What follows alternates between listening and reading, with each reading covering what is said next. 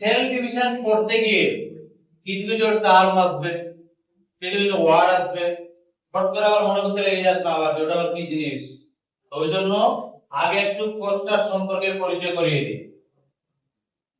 যেটা বিষয় হচ্ছে যে এটা একটা কোর্সের ছবি। আচ্ছা,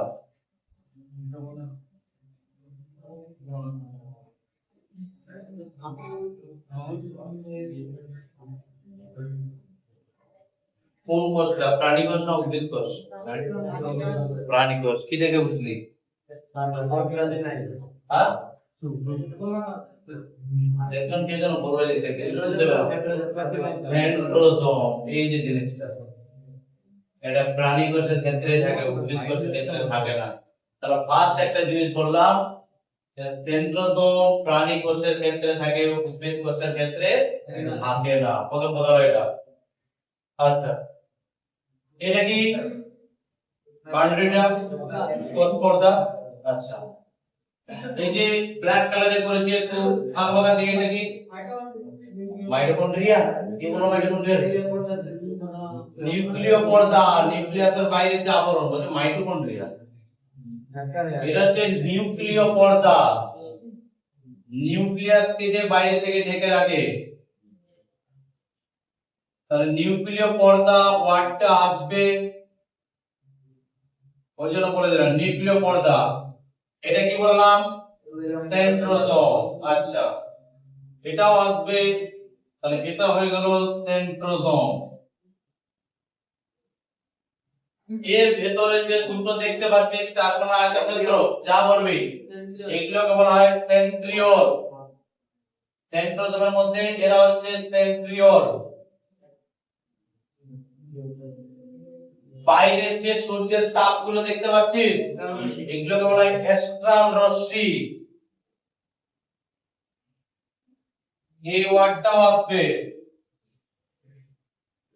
অ্যাস্ট্রাল রশ্মি। বোঝা গেল? তাহলে নিউক্লিয় পর্দা পেলাম, সেন্ট্রোজোম পেলাম, সেন্ট্রিওল পেলাম, অ্যাস্ট্রাল রশ্মি পেলাম। এই যে ভিতরের যে পেঁচানো দড়িগুলো দেখতে পাচ্ছিস নিউক্লিয় জালিকা, তাহলে এরা হচ্ছে নিউক্লিয় জালিকা।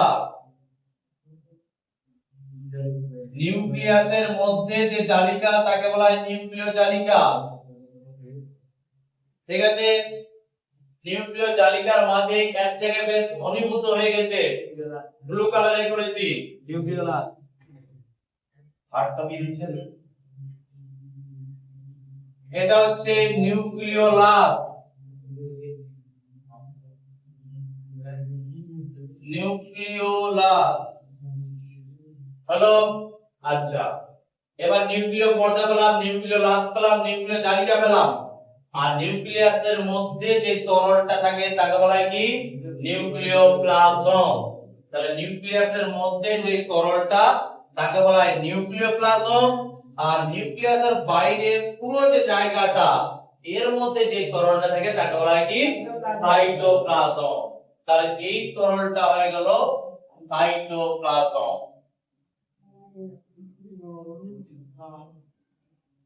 সাইটোপ্লাজম, ঠিক আছে। আওয়াটা হচ্ছে নিউক্লিয়াস। ঠিক এই নিউক্লিয়াসটাকে আমরা মাইটোসিস কোষ বিভাজনে প্রথমে বিভাজন করব, তারপরে আমরা সাইটোপ্লাজমকে বিভাজন করব।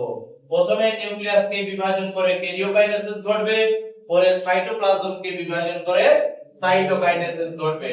বোঝা গেল? চল, এই কর্নারে সব মাথা নিচু করে এদিক ওদিক করে আছিস কেন?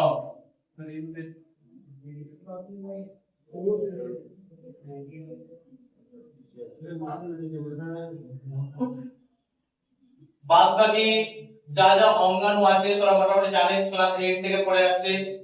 এন্ডোপ্লাজমিক রেটিকুলাম থাকে, গোলগি বডি থাকে, রাইবোজোম থাকে, হ্যাঁ লাইসোজোম থাকে, আর অনেক কিছু থাকে। ওগুলো হচ্ছে কোষীয় অঙ্গাণু। ওদের তেমন বলতে গেলে খুব অল্প, এদের নিয়ে একটু আলোচনাটা বেশি আছে। এই হচ্ছে একটা প্রাণী কোষ।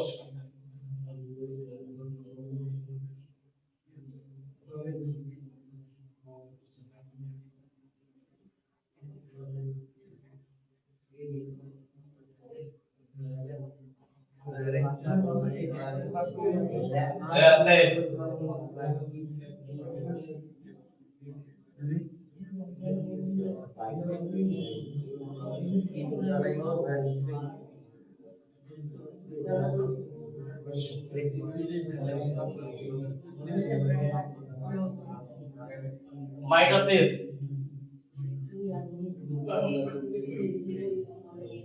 মাইটোসিস কোষ বিভাজনের আমরা জানি যে দুটো দশা এখানে পাবো আমরা, ক্যারিওকাইনেসিস আর সাইটোকাইনেসিস, তাই তো?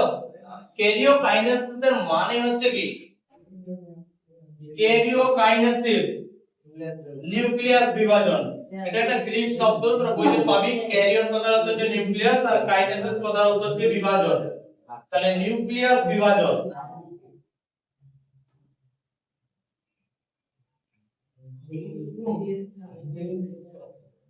তো এই নিউক্লিয়াস বিভাজনের আমরা প্রথম যে দশাটা পাবো সেটা হচ্ছে প্রোফেজ।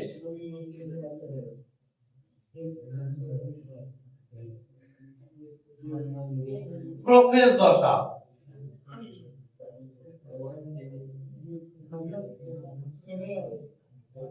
প্রোফেজ দশা, এই দশাতে কি কি হয় চলো এবার দেখি। প্রথম যে জিনিসটা ঘটে সেটা হচ্ছে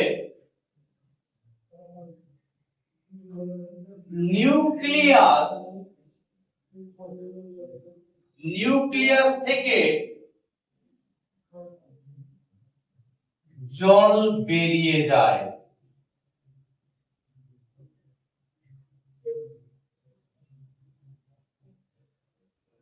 প্রথম কথা হলো প্রোফেজের প্রথম যেটা কাজ সেটা থেকে নিউক্লিয়াস থেকে জল বেরিয়ে যাবে। আচ্ছা, আগের দিনে বলেছিলাম বিষয়টাকে যে নিউক্লিয়াস থেকে একটা পুকুর ভাব, আর ওর মধ্যে ক্রোমাটিন গুলো হলো মাছ। এবার যদি পুকুর থেকে জলটাকে বের করে দিস, মাছগুলো সব একত্রে হয়ে যায় না? ঠিক তেমন যখনই নিউক্লিয়াস থেকে জলটা বেরিয়ে যাবে তখনই তোর চোখে কি করবে, নিউক্লিয় জালিকাগুলো, যা বা যেটাকে বলা হচ্ছে ক্রোমাটিন তন্তু। তাহলে দ্বিতীয় কাজ হচ্ছে বা দ্বিতীয় যে এটার বৈশিষ্ট্য সেটা হচ্ছে কি, ক্রোমাটিন ক্রোমাটিন জালিকা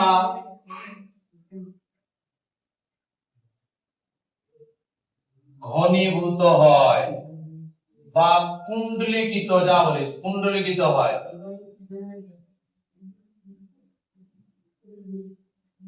কুণ্ডলীকৃত হয়।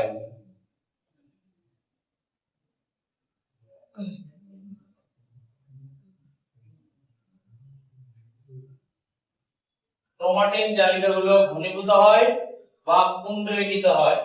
এই যে ক্রোমাটিন জালিকাগুলো কুণ্ডলীকৃত হচ্ছে, এই বৈশিষ্ট্যকে বলা হয় স্পারালাইজেশন। বইতে দেওয়া আছে দেখবি। তৃতীয়, এই দশায় কি হয়, ক্রোমাটিন জালিকা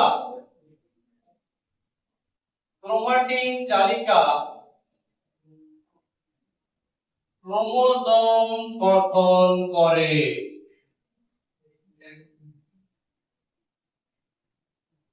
ক্রোমাটিন জালিকা ক্রোমোজোম গঠন করে। ক্রোমাটিন জালিকা বলতে নিউক্লিয় জালিকা যেগুলো বললাম একটু আগে, ক্রোমাটিন জালিকা ক্রোমোজোম গঠন করে। 4,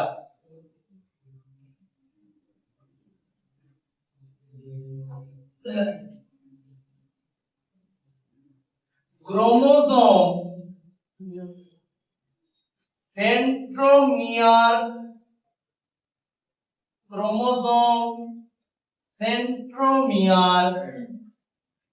বাদে বাকি অংশ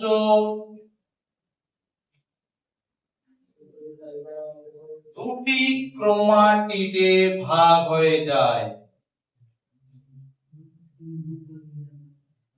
দুটি ক্রোমাটিডে ভাগ হয়ে যায়।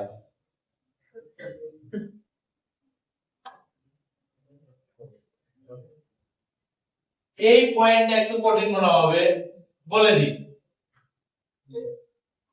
একটু আগে ক্রোমোজোম গুলো ছবি আঁকাচ্ছিলাম,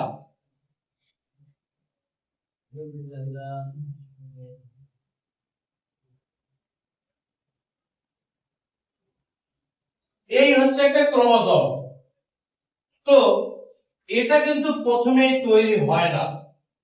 প্রথমে যেটা তৈরি হয়, এই যে বললাম ক্রোমাটিন জালিকা ক্রোমোজোম গঠন করে 3 নাম্বার পয়েন্ট, এই যে ক্রোমোজোম।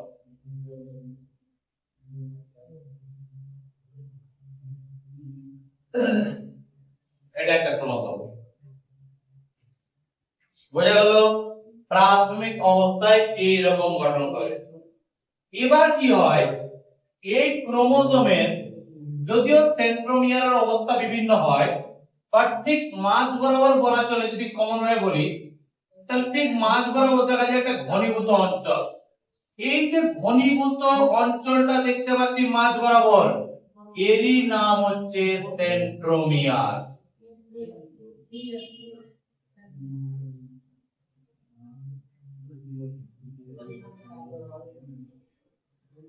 বোঝা গেল সেন্ট্রোমিয়ার কি?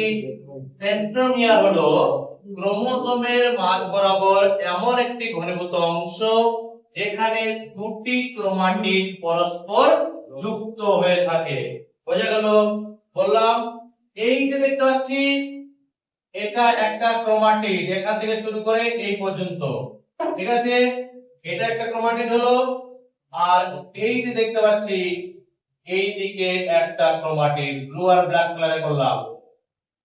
তার প্রথমত এরা দুজন একই সাথে এখানে থাকে, তারপরে কি হয়, এই সেন্ট্রোমিয়ার বাদ দিয়ে, মানে এই মিডল অংশটা বাদ দিয়ে, দেখতে পাচ্ছেন সেন্ট্রোমিয়ার এক জায়গায় রয়েছে, এই মিডল অংশটা বাদ দিয়ে উপরের দিকে দুটো ভাগে, আবার নিচের দিকে এরকম মানে ক্রস করে দুটো ভাগে এইরকম করে একটা এক্স আকৃতির গঠন আমরা পেয়ে থাকি। এই পয়েন্টটাই আমি এখানে বললাম যে ক্রোমোজোম সেন্ট্রোমিয়ার বাদে বাকি অংশ দুটো ক্রোমাটিডে ভাগ হয়ে যায়। বোঝা গেল? ওই পারে একটা ক্রোমাটিড, এই পারে একটা ক্রোমাটিড।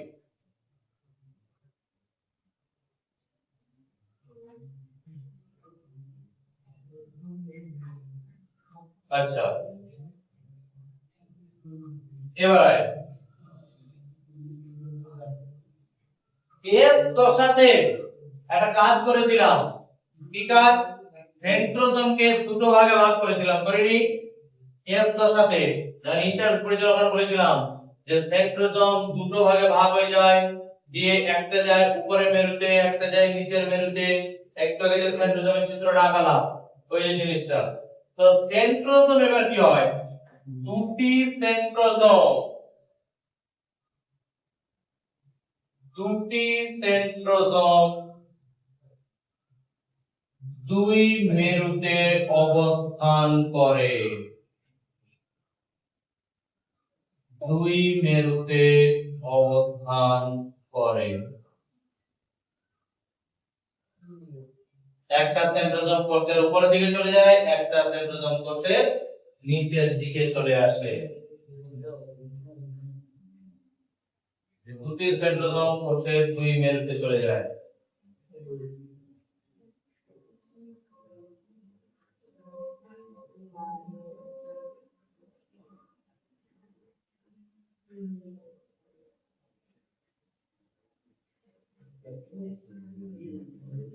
নিউক্লিওলাস,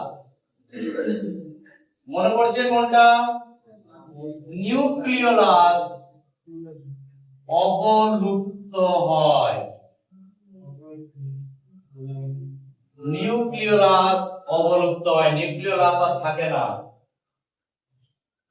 আস্তে আস্তে ছোট হয়, ছোট হওয়ার পর সেটা পুরোপুরি অবলুপ্ত হয়ে যায়। নিউক্লিওলাস অবলুপ্ত হয়।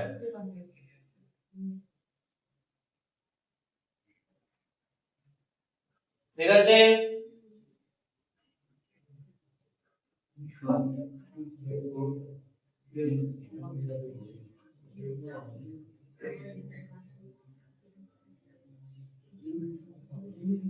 অ্যাস্ট্রাল রশ্মি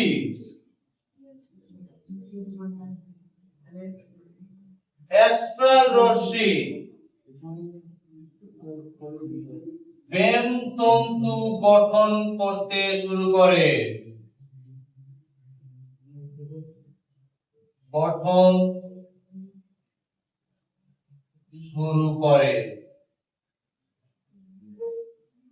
অ্যাস্ট্রাল রশ্মি বেম তন্তু গঠন করে। অ্যাস্ট্রাল রশ্মি উৎপাদিত কোনগুলো? সেন্ট্রোজোমের চারদিকে যেরকম সূর্যের মতো করে দিলাম, ওই জিনিসগুলো থেকে বেম তন্তু গঠন শুরু হয়। আর তোদের মনে বলেছিলাম যখন এই দশাগুলো করা ইন্টারফেজে যে বেম তন্তু গঠন করতে গিয়ে কোন প্রোটিন লাগে? প্রোটিন। কানে বড় একটা দুয়া একদম মিশ্রণ দিয়ে ক্রোমাটিক জালিকা তৈরি করতে সেটা হিস্টোন লাগে। বেম তন্তু গঠনে হিস্টোন লাগে টিবিউলিন লিখে দিলাম। Tubulin protein. অ্যাস্ট্রাল রশ্মি বেম তন্তু গঠন শুরু করে কোন প্রোটিন দিয়ে? টিবিউলিন প্রোটিন দিয়ে। আচ্ছা চল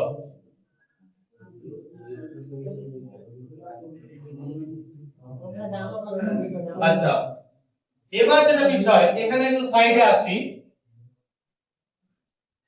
এটা হচ্ছে প্রোফেজ দশাধর।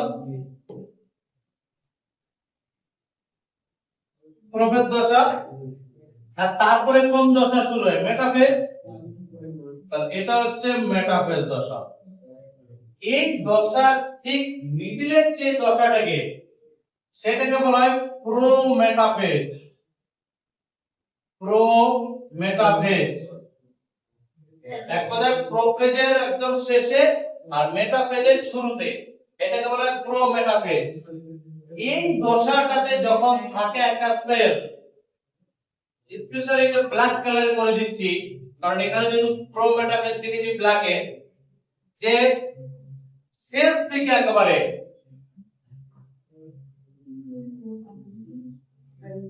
নিউক্লিয় পর্দার অবলুপ্তি ঘটে। বুঝা গেল? এতে যে নিউক্লিয়াসের বাইরে যে পর্দাটা ছিল সেই পর্দার অবলুপ্তি ঘটে গেল। তার মানে এবার কোষের মধ্যে কোষের মধ্যে যে ক্রোমোসোম গুলো তারা চারিদিকে এক কথায় ছড়িয়ে থাকতে পারবে, এক জায়গায় আবদ্ধ নয়। নিউক্লিয় পর্দার অবলুপ্তি ঘটে।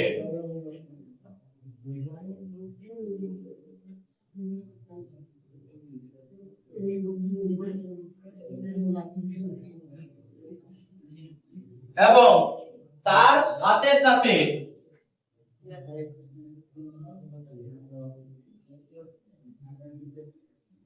বেশ কিছু মানে কিছু বলতে পারিস কিছু কোষীয় অঙ্গাণুর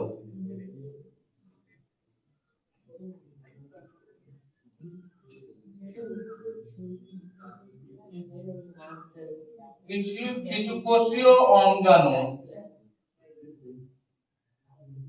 যেমন গোলগি বডি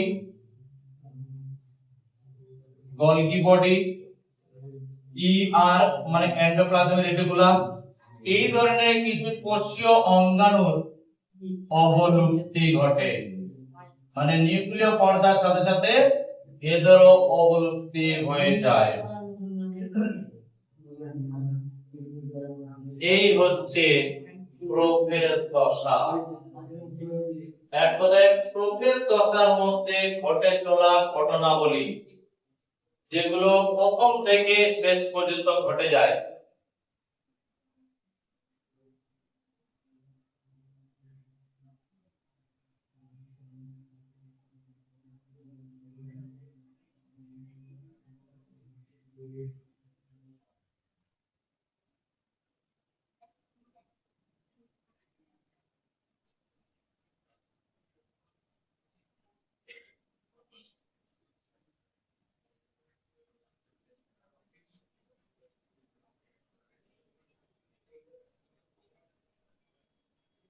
তাহলে কি কি বললাম এই দশাতে?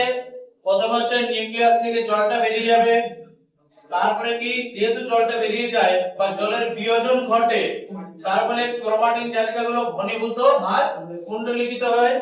ক্রোমাটিন জালিকা কুণ্ডলীকৃত হওয়ার ফলে যেটা গঠন করে সেটা কি ক্রোমোসোম।